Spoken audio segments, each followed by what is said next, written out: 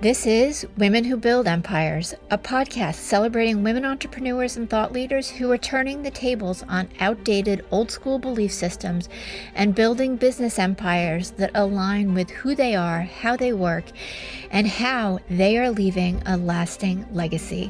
And I'm your host, Emmy Kirschner, serial entrepreneur, investor, and business consultant for ambitious women entrepreneurs who are boldly taking their business to the next level.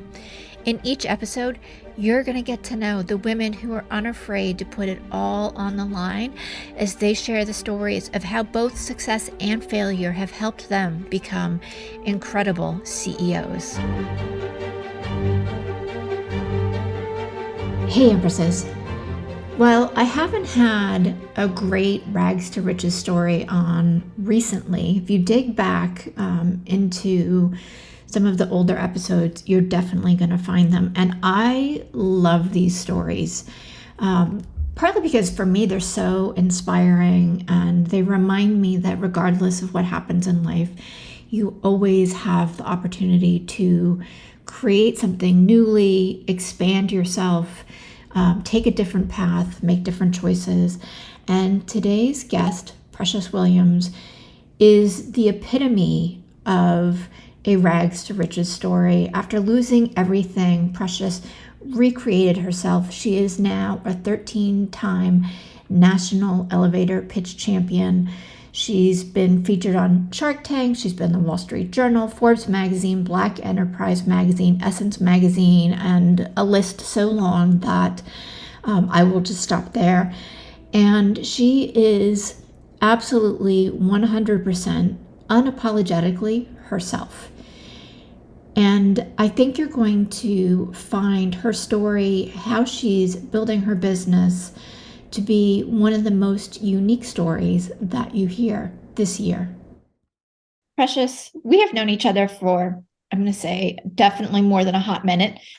And I can't believe, I never thought to have you on the show before. So thank you so much. Duh on me. And you're here now. So welcome. I'm so excited to be here, Queen. And sometimes it just, when the timing is perfect, that's when everything falls into place. I didn't take any offense. Yeah, absolutely. But you, for however long I've known you, because I think it's been years, years and years and years. And we've kind of moved through the same circles, even though we've never lived really close to each other. It's been really amazing to see your growth and you just step into your voice and really hold space for other women to do the same thing. So how'd you get there?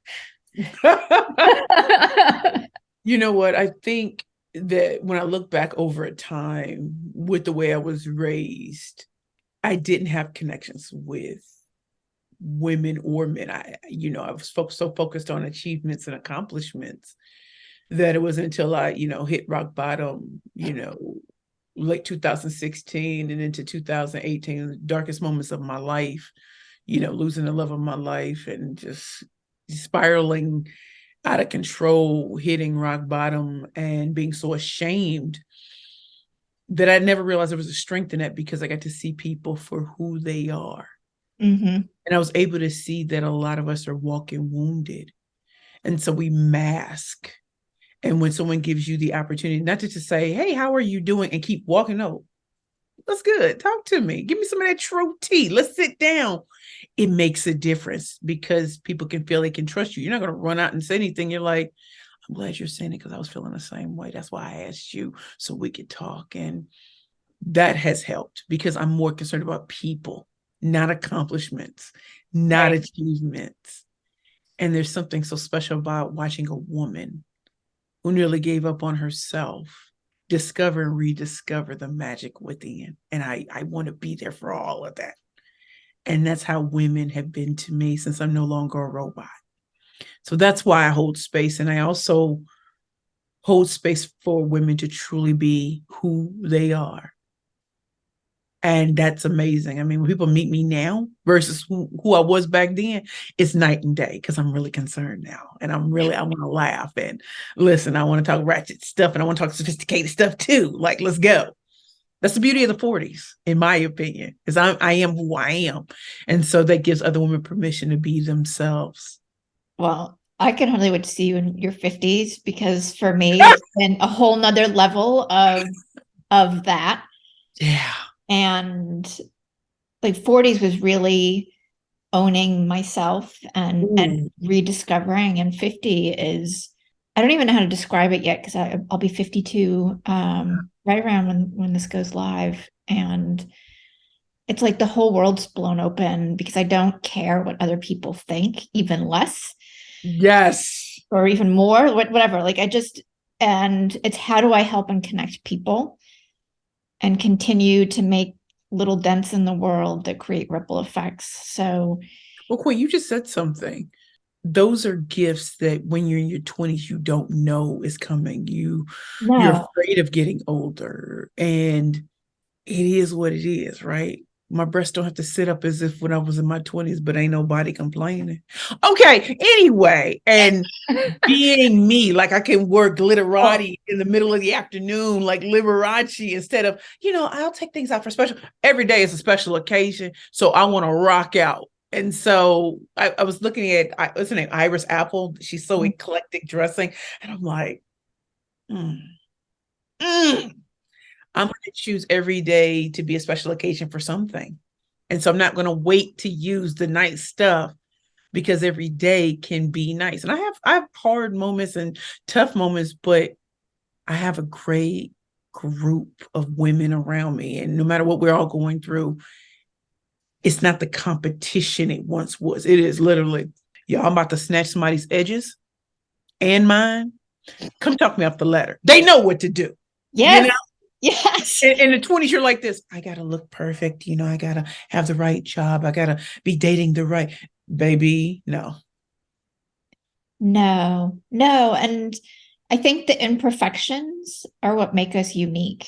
Mm-hmm. I love what you said, because the one thing that and I people laugh with me, but I feel like my face is falling off now that I turned 50, right? It's just sliding down. And there's not a lot I can do about it. So just like roll with it. And some days I'm more comfortable with rolling than others, but it's also the signal that I've been through some shit and I've had incredible experiences and I've learned from them and I've grown. So I think that's what makes you so unique, is you're so comfortable being you with all of the perfections and imperfections. I spent way too much of my life being the carbon copy of other people. Right. And I'll meet women and men who that comes to me like, and you're booked and you're hired and you're da, da, da, da, and you're just you. I said, yeah, because growing up as a young Black girl turning into a young woman, now a woman of a certain age, Yeah. in those earlier stages, I was taught that be quiet and just, show up and do the work. But it to me, in my opinion, wasn't really getting me anywhere because I was in the background. Right. And so I want to be, remember Rainbow Bright, Light Bright, and all of them. Oh, Let's yeah, do it yeah, yeah. today. Rainbow Bright, Light Bright, Punky Brewster, all of those things. It was like there was like those pockets of girl power. And somehow along the way, you feel like you got to just conform. And I thank God we've lived long enough to understand the gift of age. Yes, Queen, you're right. My nothing sits the way it used to. What I used to eat, and I remember watching the Golden Girls, and I never forget when Blanche said this. She said, "Just looking at it makes my panties, it makes it cut off my panties, cut off my circulation." She's just looking at something cheesecake, and I said, mm-hmm. I'm gonna have it anyway, though. But but I acknowledge what she was saying. I didn't understand back then. I didn't understand how breaking bread over cheesecake, or just talking with friends, or when you're meeting people for the first time and you have coffee and tea, and I don't go in to ask for anything. I don't. And they're like, "Well, what can I do to help you?" Can we just enjoy this? Because I just want to see if we have chemistry. If I don't like you, it wouldn't matter what I need. I'm not Right. coming to you, right? And so operating from a different standpoint of just, okay, in that first meeting, we gotta, help each other. I don't know you, and I don't know if you're trustworthy enough. And I don't think you know that about me. So let's enjoy the time we have together. If something pops, it's gonna happen. And if it doesn't, maybe it's timing, just like when we started this conversation. Mhm. Timing is everything. In my 20s, could I have had this conversation with you? No, because I'd have been thinking, I know everything. At 44, oh no, Right? nothing. Technology has changed faster than listen, I remember playing Super Mario Brothers. They ain't got games like Super Mario Brothers anymore, girl. There's a No, it's role way playing, more putting complex. guns on them. They snatching cars. I said, we didn't move fast. There was a BlackBerry once. There was a flip phone, and now people got iPhones and Androids. Now there's a fight over that, and I'm like, y'all do realize that everything is on technology, and that's scary to me because these kind of moments, are we going to be reduced to text messaging? Well, Or that's the something thing. I want. I want that life. Like, that is one of my pet peeves, is that people would rather email or text than have real conversations, and Mm-hmm. particularly the hard conversations. Ooh, yes. And it's so easy to take things out of context and you lose the humanity. And I mean, and I've seen it with on social too, where people start getting into these like little comment battles, and they don't even know each other and they're angry. And we're losing our ability to sit down and come together and just understand. But I also think that Queen that talks to you about the walking wounded with Yeah. technology. Yes, it's awesome. It is awesome. But one statement does not define an entire person, right? Yeah. I've actually experienced this a couple of days ago.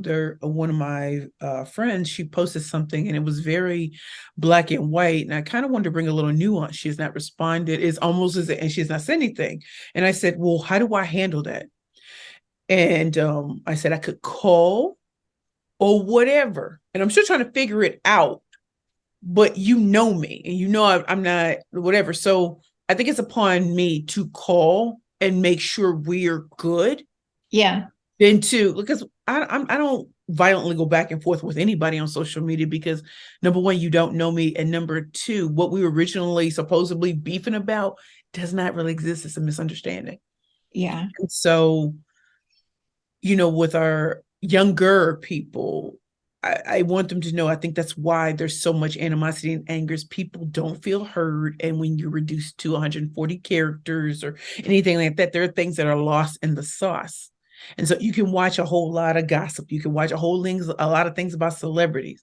And I'm back to, well, what about your own life? How are you Mhm. taking care of yourself? Like, it's great that all these people are doing these great marketing campaigns and people on the Super Bowl. I think that's awesome, but that's not where you are. Right. So the more focused you are on other people and celebrities and influencers, the less value you have internally. So you will argue about what they're doing and not do something for yourself, for Yeah. your business or your brand or your career or your relationships. So I want to bring the focus back to that instead of let's have a conversation about how the 1% or how influencers or how celebrities are doing when a lot of people are scared and frightened and no one cares about what they go through. Yeah. Yeah. I want to circle back to what you said about hitting rock bottom. Mm-hmm. And I'd love to have you share what that looked like for you, because I am sure there is somebody listening to this who will benefit, and is feeling at least some of the feels that you had in those moments. So when I say I hit rock bottom, right after I appeared on Shark Tank season 8 in 2016, I was battling with my ex-business partner.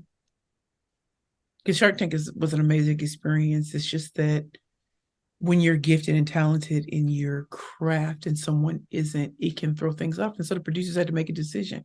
Who can pitch this? It's me. I started it, whatever. I lost the love of my life, this amazing man. And I had been alcohol free for years, 9 years, 9 years. And knowing, turning on and looking at, seeing TMZ and seeing he's died. We weren't together, but he inspired me to start my first company. And in part, the second one, Perfect Pitches by Precious. And all I wanted to do was drink. because I needed to numb what I was feeling. And one drink turned into two, and then to spending all my money on champagne and making mimosas. And after a while, you can't afford champagne, so you go hardcore. I don't even want to taste it. I just want to be toe up from the flow up. Yeah. Well, Queen, in all of that, I lost everything. Right? I lost my business. I lost respect. I lost my home. I lost everything. And all I wanted to do was drink. From the time I woke up to the time I went to sleep. There's a song by The Weeknd called The Hills, and he has a line in it that says, I only love when you touch me and I feel me. When I'm effed up, that's the real me. But I drink alone. I didn't drink with people. Right. I got toe up. So when I say I hit rock bottom, I tried to take my life on my 30th birthday, January 22nd, 2017. Obviously, I'm still here at 44. I remember waking up in the hospital. I was in St. Louis because I left St. Louis when I was 18 to go and find myself and find my life and go to school and law school and everything. But I wanted to die there because that's what symbolized death for me. It's over. No one respects me. No one cares about me. You know how it be. Mm-hmm. Woke up so mad. I said, how am I can't even kill myself, right? What? Yo, they write that medication. Queen, when I tell you I woke up 2 weeks later, I'm alive. And I felt every fiber of my being with the right medication in my system. I have invisible disabilities too, that people, you can't see it, but I have them, and I've had them for years. Right. And so I wasn't taking my medication through all of that. I was just drinking, and, it all spiraled out of control. My brain was gone. And luckily, an angel had been looking for me, Miss Joanne Francis. And she got me out of St. Louis. Doctors put me on a bus and sent me back to New York. I had no place to live, and she got me in a crisis respite and ultimately the Bowery Mission Women's Center. And that big life that I had, Shark Tank and all of that, I was reduced down to a blue dress, a blue coat, and a book bag. That's all I had to my name. Wow. And so I was in the Bowery Mission Women's Center from February 27th, 2017 to September 1st, 2018. And while I was there, it wasn't working. We were seeing why we were created. What was our purpose? Volunteering to help children, volunteering to help the men of the Bowery Mission, the original Bowery Mission at 227 Bowery in New York City. And I learned sisterhood. We didn't have cell phones. We didn't have televisions. We didn't have all those things. So we had to deal with each other. And people walked in thinking that I was going to say, oh, I'm Shark Tank. I'm like, dude, I'm homeless. I don't want to talk about none of that. So it was about me being quiet. And in that time, I learned how to cook, and I learned how to be in community. Wow. And going from never thinking I could ever have a day without drinking. And my 44th birthday, January 22nd, 2023. I've been clean this over 6 years. Well, happy birthday and congratulations. Thank you. And so when you asked me about rock bottom, I heard people say my best was behind me. I'd never be on stage. I'd never do the things that I got to do. But in those quiet moments, my Heavenly Father said, your second chapter is going to be better than your first. My God. Nobody else believe that. And so, Queen, I'm going to tell you, this is how you know everything is full circle. I'm about to tell you something. So I went to the Tory Burch Embrace Ambition Summit, sat next to Pam Colness, who was a bottomless closet. I was a client and homeless. And I kept talking about the killer pitch master. She booked me. That's my first speaking gig. It was free. And you know what it led to? Everything else. Smart and Sexy Day at Viacom, which led to paid speaking engagements, which led to people seeing a different me. I didn't go back to places where I was tolerated. I went to places where I was celebrated. They didn't know my backstory. So I became the killer pitch master again. And I came from a place of power, not from where I was, right?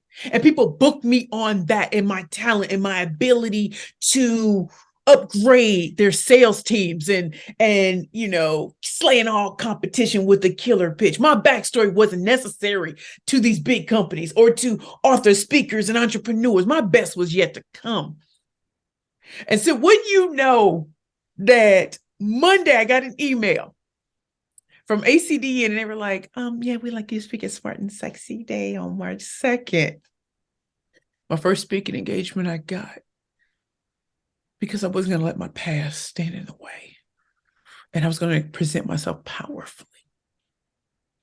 And the only reason I feel comfortable talking about my past now is because I've succeeded beyond rock bottom. And because my talent isn't respected in certain places, but it is so embraced in others. So it's like the bottle of water that's $1, that's $10 at stadiums, that's $40 at the you know what I'm saying? I had to go where I was celebrated, not tolerated, and come from a position that I am powerful. My backstory is irrelevant to what I'm about to do in this room, what I'm about to do on that stage, what I'm about to do with my clientele. And so rock bottom was what I built my present and my future on.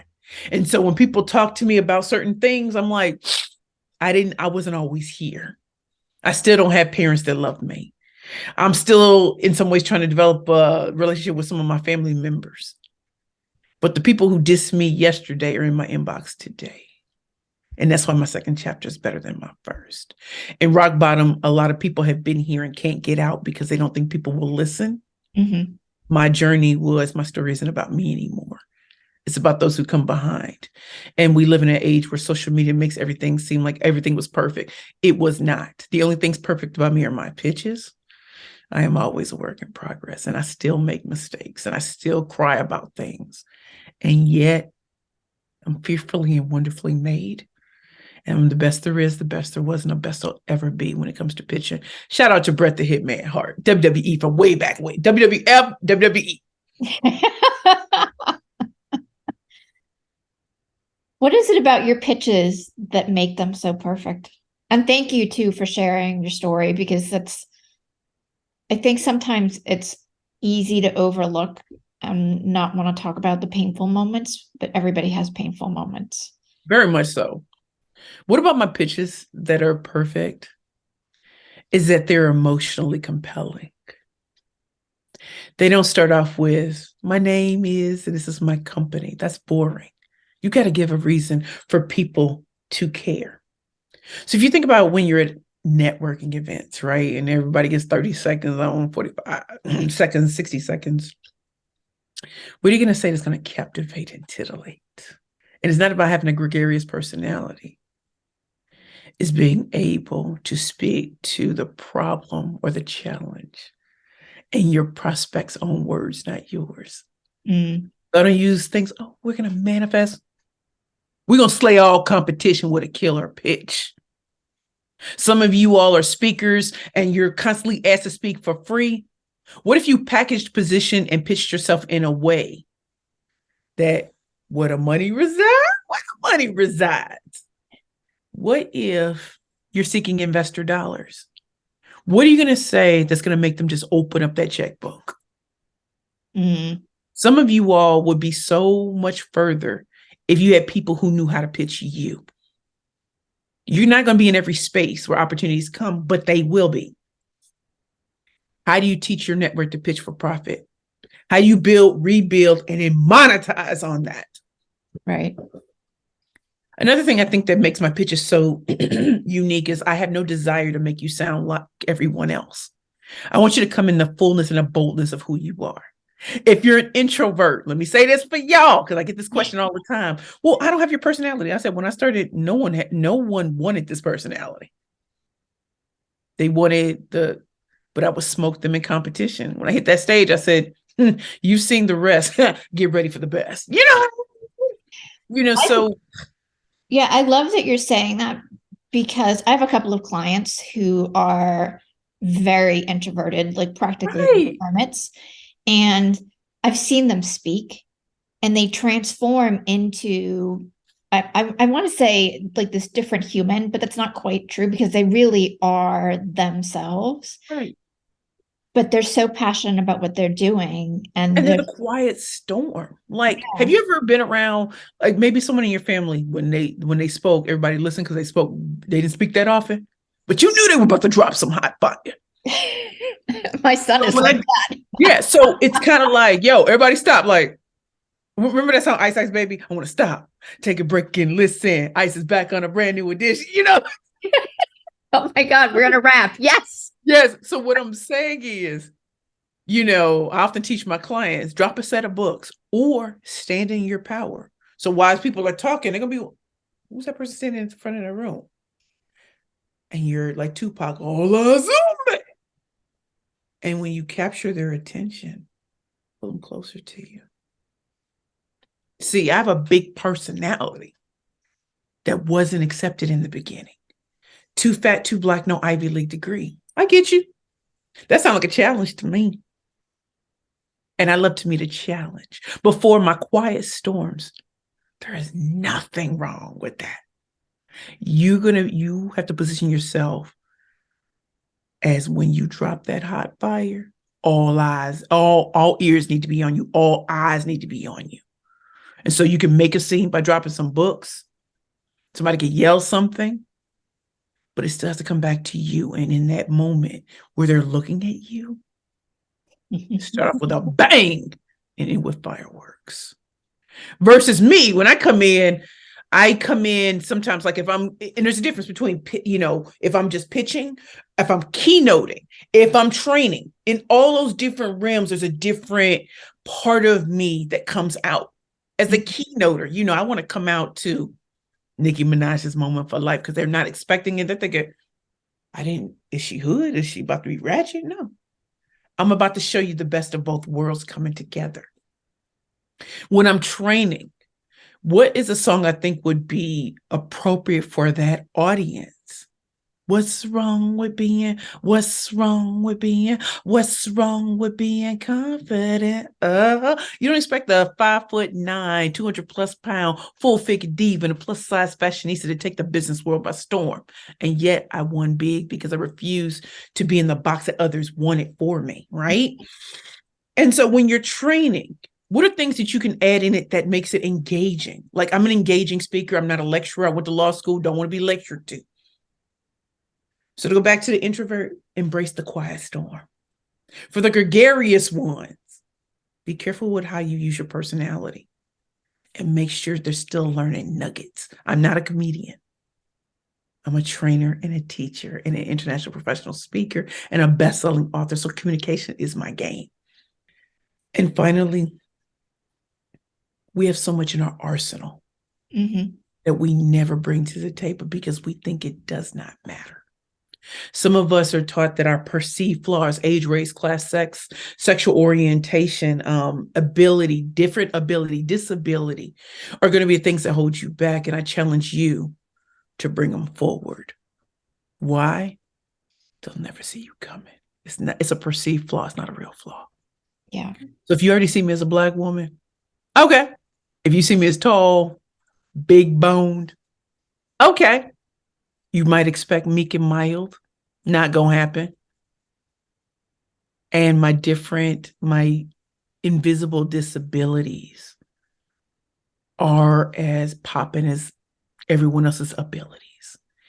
So with everything that I was told was wrong with me and everything that my clientele has been told was wrong with them, we embrace them. We bring it to the fore. And because they never see us coming, we slay all competition. We've studied so long others, how they made it. They giving money, all that kind of stuff. Well, a lot of us didn't have that. But what do we have? Creativity, the ability to outwit, outplay, and outlast all competition. And so if you want the boring and the standard, or you can go to the Google School of Learning How to Pitch, go ahead and do that. My clients will wipe up the floor with you because they've been taught in a certain way that you got to survive and thrive.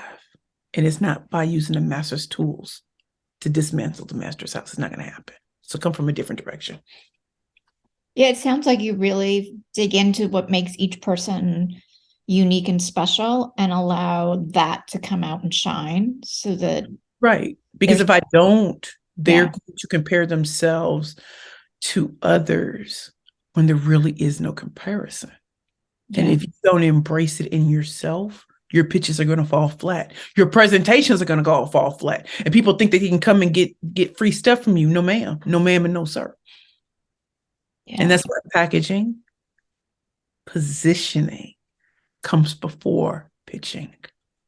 So it's taking all the goodness and wrapping it up in a way that works for that person.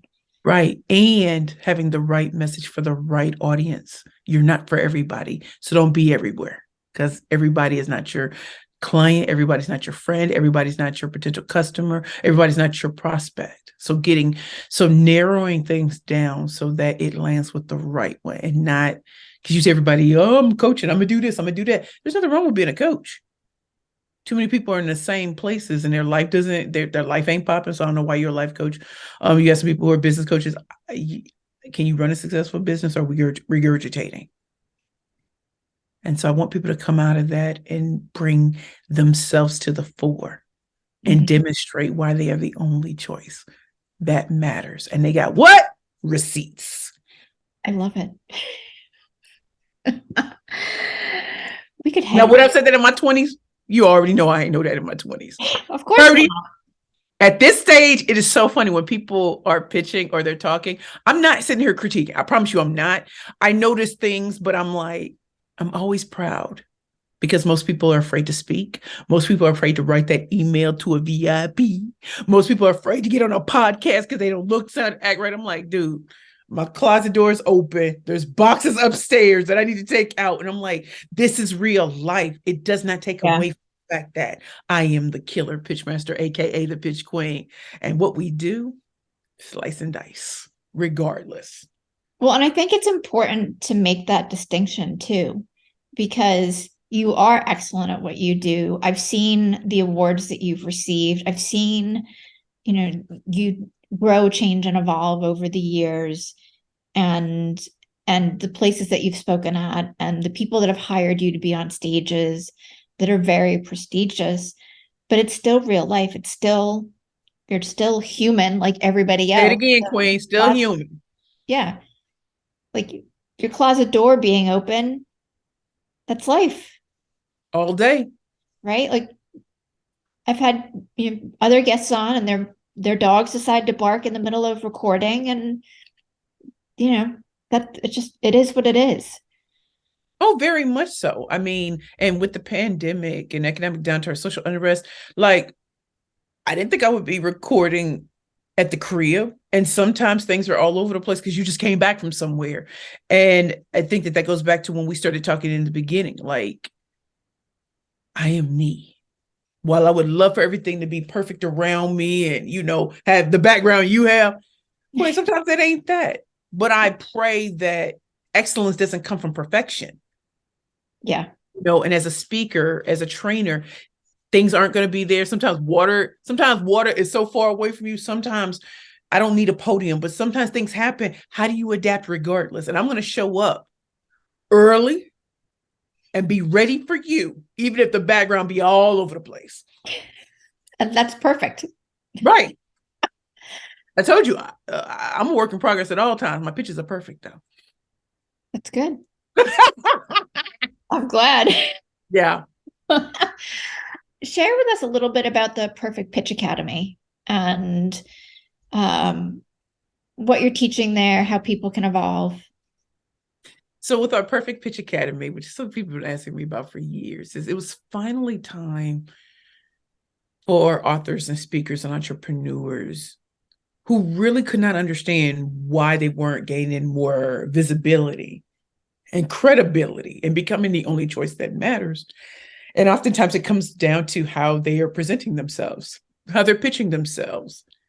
How are they positioned and how are they packaged? And so when I created the Perfect Pitch Academy, it was about focusing on all 3 Ps for 3 months. So what is that big pitching challenge that a lot of people have? They know what they do. Mm-hmm. They just can't explain it in a way that captivates, titillates, or at least gets them thinking, let me go check her out. Oh, she do this. Oh, we need that. Or if it's not for me, I know someone who that's for. So we first start off with flipping the script on boring pitches. Plot twist. Because a lot of what you've been told ain't real today. It's not. And so if I got to flip the script, you have to know why we're flipping the script. The Right. old script is not working in a social media world. So how do we marry the old and the new and still keep you authentic in all of that? So they know they're dealing with you or your company or everything like that. So flipping the script, plot twist, showing them the difference between an average, random, and ordinary pitch and how to take it into killer pitch mode so you can slay all competition.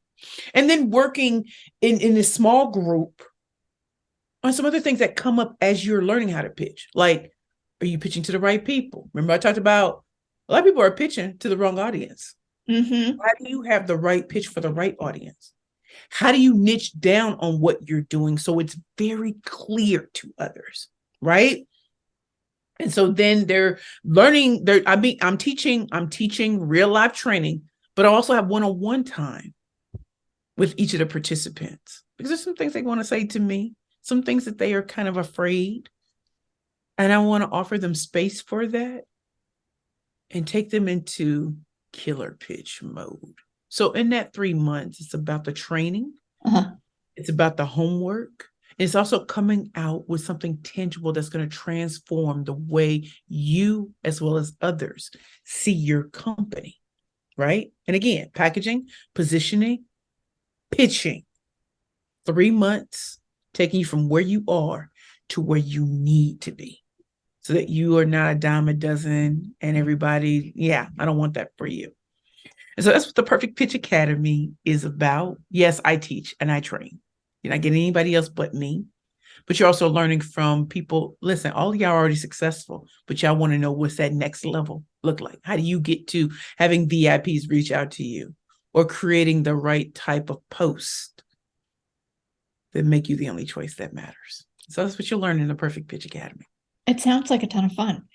It is. And I also do something for attorneys and sales professionals called Rainmaker 101 from day one. So I work with, companies and nonprofits and foundations, but also law firms on teaching how to actually gain clientele from day.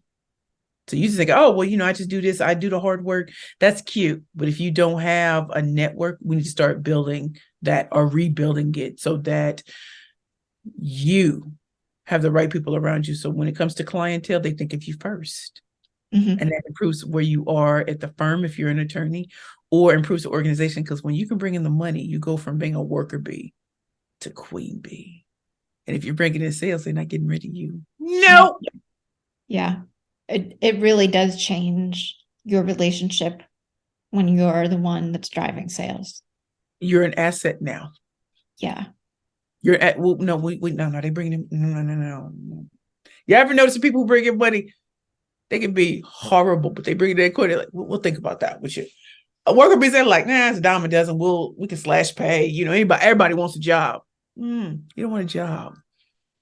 You want a career. And so if you have a book of business, they ain't trying to let you go, but there'll be other people who will pay you more. Is there a bidding war? Am I a franchise player? Oh, I can write my own paycheck. Yes. And that's the power of pitching, but also it shows you the trajectory of when people think of pitching, they think Shark Tank or they think of networking events. And I'm like, baby, pitching goes so much further. It's your social media posts. It is in your proposals. It's in so much. And that's why I feel so incredibly blessed that I live long enough to see my second chapter outshine the first through what my clients are doing. Mm-hmm. This proprietary mix that I've created. I have to say, for me, that's one of the most exciting things is seeing the transformation that happens, and then my clients going out and impacting other people. Yes. Right. And getting to a place too where they're so comfortable in their own skin, and the results that they're getting for their clients levels up in a whole different dynamic. And right. You get to watch the same thing. Yeah, it is. It's like, they ask me, what's the best thing? And the best thing is watching them fly beyond their wildest dreams. Yeah. Some people would just love to have one client. And then now they have multiple, or customers, right? I mean, you think about it. I've written 4 #1 bestselling books, and I feel like the books is what got people to notice me the second go round. So with my first book, Bad Bees, Bad Bitches, and Power Pitches, what would you name it that? It served its purpose. You're captivated and titillated, or you're repulsed, and now you really kind of intrigued. And then either way, they're perusing it. But they're like, hold up. I didn't think nobody was going to buy it. Wait. BMW has her book? Oh, I got to see what's in here. Then you got men like, just teaching women what's about that. That's what a good pitch does. They'll tell you they're not going to get it. Then they see people buying. Then they see you with some other people. And I'm like, okay, I'm going to get it on the low. Oh, shoot, there's some good stuff up here. Oh, shoot, I see why she named it that. And that's what going against the grain is. It's hard to be yourself in today's world. I'm sure it's always been hard. But people eventually bend to the success and not trying to be everybody else like we were taught when we were younger. Mm-hmm. Well, and if you think about it, like so much of our growing up, like just going to public school or going to school, right? Like walk on the blue line, everybody, follow all these rules, conform, do the thing so that we're all alike. Right. Those are our most formative years. So instead of celebrating our uniqueness and being able to express ourselves, we're now narrowed into the blue line. I'm telling you.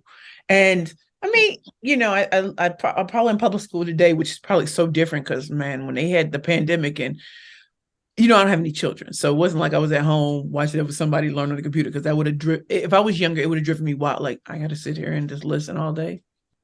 Is paint drying? Like, like I couldn't. I can't imagine. I can't. So like, I can't go to a school. Like, I can't go to like say if I'm gonna earn a degree and I have to do everything online, I already know. My attention is not there. And I need some, what do you call it? Physical live stuff. I need some of that. But I'm thinking about how kids have had to learn has changed so abruptly. And I think some of them are still struggling, right? Struggling with that. I didn't go through that, but I do remember following leaders, Simon Says, all that kind of stuff. And over time in business, what worked, some of it still does, marrying with newer things. But I would be sad if everything had to be done virtually all of a sudden. I think that would scare me because I'm like, there is no human aspect. And so, when you call places and let's say you have to wait 5-10 minutes, or there's no way you can talk to a live person. You might have the one question that is not in the facts or not in those questions that never gets through because it doesn't fit in these things. So which one of these is not like the other? Yes, yeah. Hand raising. I mean, I'm Liberace right now. Come on. I always refer to it as being the sparkly sheep. Like there's everybody else like me who doesn't fit in. So I'm with you, Queen. I know I had to fit in at 44. I didn't. I respect our celebrities and our influencers, but I'm really aware that we don't have the same life too. Yeah. So, yeah. I could go to the Maldives, but I ain't gonna be there for 2 months. I'm just on a yacht, I love that for you. Yeah. Yeah. Precious, where can everybody find you? Where y'all can find me. Again, I'm Precious Williams. I am the proud founder and CEO of Perfect Pitches by Precious. And you can find me on my website, www.perfectpitchesbyprecious.com. On Facebook, I'm at Perfect Pitch P. On Twitter, I'm at Perfect Pitch P. On Instagram, I'm at Perfect Pitches P. And YouTube, Perfect Pitches by Precious. And let me see, is there anything else I'm thinking about? Oh, we have a new website coming up called perfectpitchgroup.com. If you're seeking any of my books, digital training products, or want to book me as a speaker, check out perfectpitchesbyprecious.com, which will soon turn into perfectpitchgroup.com. Thank you. Amazing. I don't think I'm following you on Instagram. Come on. Hey, Queen. Well, when we get off, I'm going to go. Instagram is not the biggest for me because that LinkedIn life. Yeah, LinkedIn's starting to grow on me, but I have been hanging out more on Instagram. I'm late to the party, really. She said, I'm hanging out on Instagram. Well, Queen, if that's where it is, that's what it is what it was. I like the dog videos. That's it. Queen, I have to tell you, I've seen some pet videos and I'm just like, I have never had a pet in my life. But I can live vicariously through these cute little animals just doing things. Like they be having dog and cat videos. I'm like, I shouldn't be watching because it's not like I got any of them. But I just love looking at them. And so people dress them up, like they call them what pet babies, like the pet babies, pet parents. I'm like, y'all serious about this life? Y'all treat these pets better than some kids. I said, are you kidding? My old dogs were like, they lived the cush life. Like they had it going on and they knew it. And Houdini in particular, like he worked it. He like, I'm above these other dogs. I remember Paris Hilton. He's like, I'm above all of you. Right. So remember Paris Hilton, she used to have some little teacuppy little dog. And I said, that dog, he's better than 90% of the people in this world. I said, that dog probably has some filet mignon. Probably has filet mignon, probably have like watercress sandwiches. that dog, they go to a restaurant. The dog has to have a 8-course tasting menu too. So make sure the food better be right. And the water has to come from a certain, these dogs be looking at us sometimes like, I dress better than you. I think they're looking at us. I would look like that, like, she can buy your life. I ain't mad at the pets. Pets be like, I know I'm living. Yes. I heard, I was watching Love Him. This is so long ago. And this woman, her parents were extremely wealthy from the way back, like before she was even born. And she said to this woman, she said, I can buy your life. If that's not a sobering thought, that's what these little cats and dogs and birds be looking at. Some people like, you see how I'm living in your wildest dreams. And I love it. I love the stankness for the little pet babies. They just be like, you don't belong up in this house. You can't stay here too long because you bringing down the market rate value of this home. I am sure that was that what Houdini was like. Houdini's house at some point. Was Houdini looking like? Excuse me? Was Houdini looking at some others like? I want it in the room, but that's just because I don't really want to act out of pocket, mommy. He had, yes. And a number of other stank on you. He said that stank on you. Yeah. Oh, it's all good. Precious, it's been so awesome to have you on the show. I love our conversation. Your energy is just so big and full and delightful. And I'm just grateful. So thank you. Well, thank you, Queen, for having me. And you just said the one word is why I'm repeatedly booked to speak and to train. Energy. Yeah. And so I thank you, Queen. Oh yeah, I'm hearting you right back. And before I forget, all your links will be in the show notes. So anybody who's interested in checking you out, go to the show notes and click links. So how we do. Yeah, you know how to do it. Yes. Anyways, thank you so much. Thank you, my Queen. It's my hope that you find at least one nugget of value in each episode of Women Who Build Empires. And if that's true, please follow and share Women Who Build Empires with your friends and leave a review on Apple Podcast. Your support is what will help this podcast be found by more women just like you.